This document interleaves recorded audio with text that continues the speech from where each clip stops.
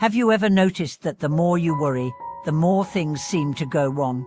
Have you ever wondered if all that overthinking is helping you or actually making things worse? Welcome back to the channel. Thank you for being here today. We are going to explore a concept that touches everyone, regardless of background or belief, worry. Specifically, we'll dive into the mysterious yet profoundly real truth that excessive worry doesn't protect us, it attracts the very things we fear. In this video, you'll discover why your thoughts hold more power than you think, how anxiety influences your actions and outcomes, and how replacing worry with trust can radically change your life experience. You'll learn how ancient wisdom and modern psychology both point to the same truth: the mind shapes the reality we live in. And today, we'll reclaim that power, not by suppressing fear, but by transforming it into presence and trust. So let me start with this question. What would your life look like if you trusted instead of worried? We worry because we want control. We think that by imagining every possible danger, every worst-case scenario, every bad outcome, we can somehow prepare for it or even prevent it. But worry is not preparation. Worry is a rehearsal of suffering. It's living pain before it even arrives. It's punishing yourself for things that may never happen. And ironically, it often increases the chance that they do. Why? Because worry focuses your energy. And where attention goes, energy flows. When you're fixated on failure, you miss opportunities. When you're obsessed with rejection, you act in ways that invite it. When you constantly fear loss, you tighten your grip until love feels suffocating. Worry makes you reactive, not responsive. It clouds your clarity. It steals your sleep. It weakens your immune system. It robs you of presence. But most of all, it keeps you trapped in a state of fear. And fear is a magnet. Not because the universe is cruel, but because your energy shapes your choices, and your choices shape your outcomes. Let me tell you a story. There was a young woman named Mia. She had always been told to be careful, don't trust too easily. Expect the worst, so you won't be disappointed. She applied that to everything: relationships, jobs, her health. Before interviews, she'd rehearse failure. Before dates, she'd imagine betrayal. Before trips, she'd anticipate disaster. She called it being smart, being prepared. But over time, something strange happened. People pulled away, opportunities dried up, her health declined. And one day, her friend said, "You don't trust anything good." That stung. She began to observe herself. She noticed how often she tensed up, how often she said what if with fear instead of hope. And she began to wonder, what if my worry is not saving me but sabotaging me?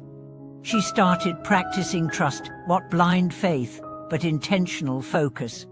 She wrote down everything that didn't go wrong. Every moment she was safe. Every time something worked out. Slowly, her energy softened.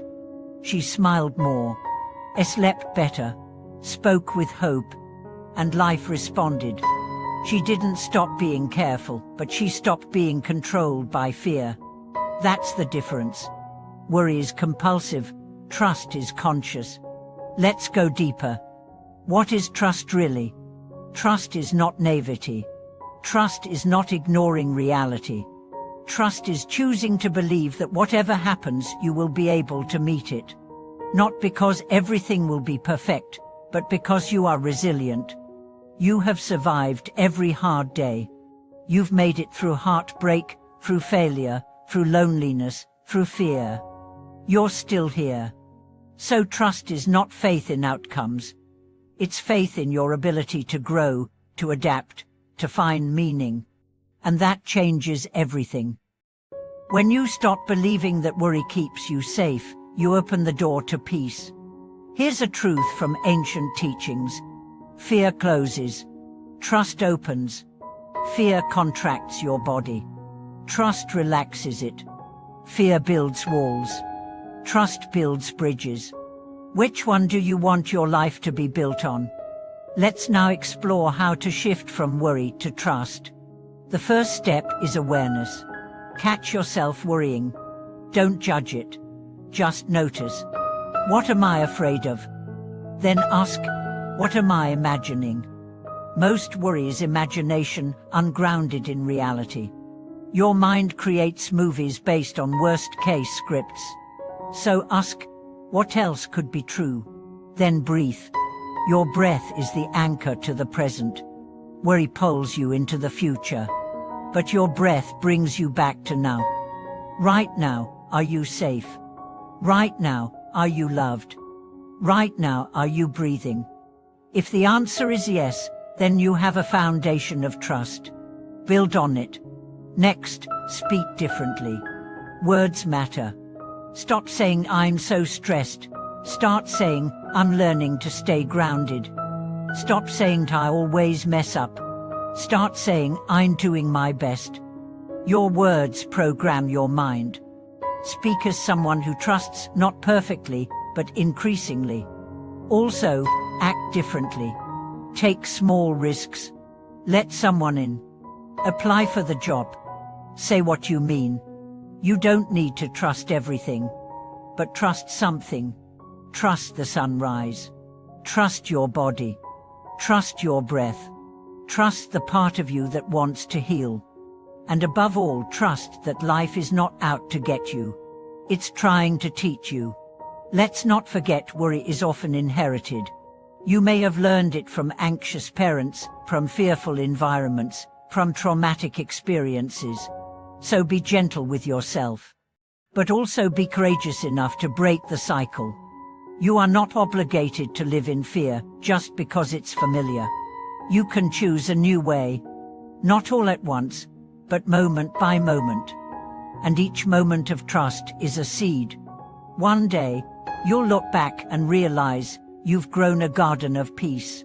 Thank you for watching this video.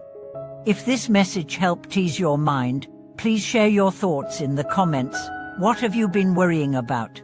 And what are you ready to trust instead?